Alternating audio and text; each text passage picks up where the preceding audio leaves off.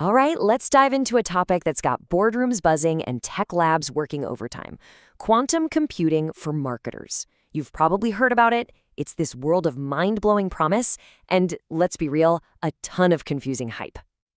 So let's just cut to the chase, right? Is this thing for real? Is it going to completely reshape how we do advertising? Or is it just the next shiny object the tech world is dangling in front of us? We're going to cut through all that noise and get you a clear, actionable answer. Let's get into it. So why is everyone so obsessed with this in the first place?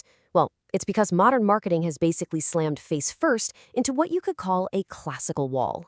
We're talking about these huge, high-value problems, like what's the perfect way to spend your marketing budget?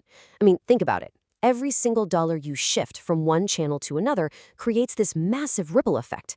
And our computers today, even with all the fancy AI, can only make an educated guess. They just can't handle that level of complexity. And the reason they can't is because of this wild concept called combinatorial explosion. Okay, imagine you're juggling 10 ad channels. Now your boss walks in and says, "Hey, let's add TikTok to the mix." That's not just one more thing to worry about. No, the number of possible ways you can split your budget now explodes, like exponentially. It gets so big, so fast, that it would take a normal computer literally longer than the age of the universe to check every single combination to find the one single best answer. And this really gets to the heart of the difference. The classical approach we use today, it's like building a wobbly tower. It's a good enough solution that's totally overfitted to what happened in the past. The second the market shifts, the whole thing just comes crashing down. But the quantum aspiration, that's different. It's not just about getting a better answer, it's about finding the provably optimal one. A solid, robust model that can actually predict what's going to happen because it understands the deep-down structure of the problem itself. The other big problem, the other part of that classical wall, is something called the curse of high dimensionality. You see, a modern customer profile isn't just their age and where they live anymore. It's thousands of different data points. Our classical algorithms just get completely lost in all that noise. And what's the result? We get these super broad, pretty ineffective customer segments that we've all seen a million times. The computers just can't see the real patterns hiding in the data. Okay, so we've laid out the problems, right? The walls that are holding marketing back. Now, for the fun part. Let's talk about the quantum promise, how this totally new way of computing is theoretically built to just smash right through those walls. Now, here's the absolute key. You can't just throw a business problem at a quantum computer and hope for the best. You have to translate it first. And for optimization problems, that language is called QBO. The best way to think about it is like a universal adapter. It takes a messy, complicated problem like your marketing budget and reframes it as a massive series of simple on-off questions. It basically turns your problem into a giant puzzle that a quantum computer is perfectly designed to solve. And once you've got that QBO puzzle, there are two main ways the quantum world tries to solve it. On the one hand, you have quantum annealing. Think of this like a specialized tool, a machine built to do one thing and one thing only, perfectly. Find the single best answer to that puzzle. Then you have another approach called QAOA. This is more of a tag team effort. It's a clever hybrid system where the quantum computer comes up with a really strong potential solution, and then a classical computer steps in to refine it. They pass it back and forth, making it better and better with each loop, until they land on an absolutely fantastic solution. And it's not just about optimization. There's this whole other field called quantum machine learning, or QML. The big idea here is that QML can finally crack that curse of high dimensionality we talked about. It does this by taking all your customer data and mapping it into this incredibly vast, complex, multidimensional space. You can almost think of it like a data universe. And in that universe, it can theoretically spot these super subtle connections and create really meaningful customer segments that our current computers are totally blind to. It's about finding a whole new level of insight, not just going faster.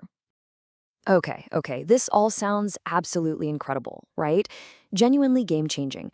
So what's the catch? Why isn't every marketing department on the planet already using these amazing algorithms? Well, this is the part of the story where the beautiful theory runs headfirst into a very, very harsh reality. You see, we're living in what scientists call the NISQ era. And NISQ stands for Noisy Intermediate Scale Quantum. Let's break that down.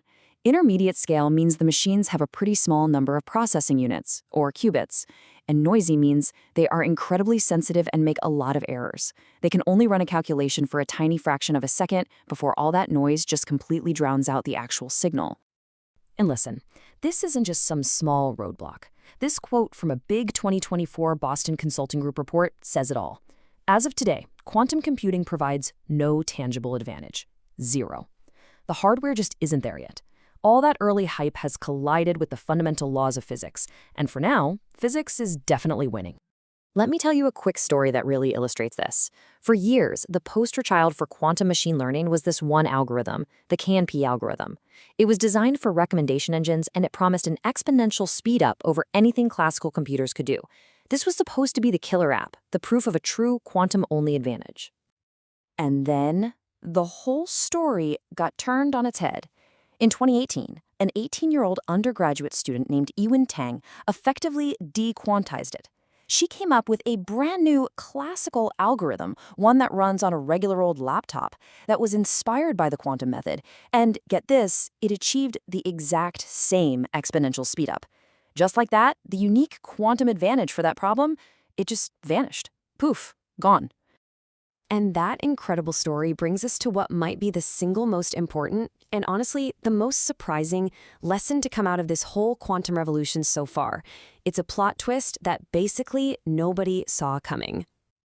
And this is it. This is the big reveal. It turns out classical computing isn't just sitting still waiting to be beaten. It's a moving target. The very act of researching how to build quantum computers is teaching us how to write unbelievably better classical algorithms. So the most valuable, highest ROI application of quantum for you right now, today, it's not running something on a quantum computer. It's using these new quantum-inspired algorithms on the computers you already have in your office. So after all that, what are you supposed to do? What does this mean for you and your team? Well, here it is, a clear, pragmatic, 3-step playbook for how to get ready for the quantum future without getting burned by all the hype today. First up, you've got to understand the landscape. It really breaks down into 2 main camps. You have companies like D-Wave. They're using a specialized approach, and they are laser-focused on solving optimization problems today. Then you have the big players like IBM and Quantinuum. They're building the more powerful universal quantum computers. Their game is all about long-term R&D partnerships to invent the future. It's actually pretty simple. You call D-Wave for a near-term project. You call IBM to build what's next. Next, you need to realize you're managing 2 different clocks at the same time. The first is the threat clock. This is your defense. By around 2029, it's very likely that quantum computers will be able to break the encryption we all rely on today. But then there's the opportunity clock. That's your offense. Sometime around 2030, a real, measurable quantum advantage for specific business problems will start to appear. And you have to have a game plan for both. Now, this leads to a really powerful strategy. That switch to new quantum-safe encryption, it's not optional, it's mandatory. Every company has to do it. It's this huge security-driven project with a big budget. So a really smart marketer can use this as a Trojan horse. You can piggyback on your CISO security project to fund a shared quantum competency center, using that defensive investment to secretly build up your company's offensive, marketing-focused skills.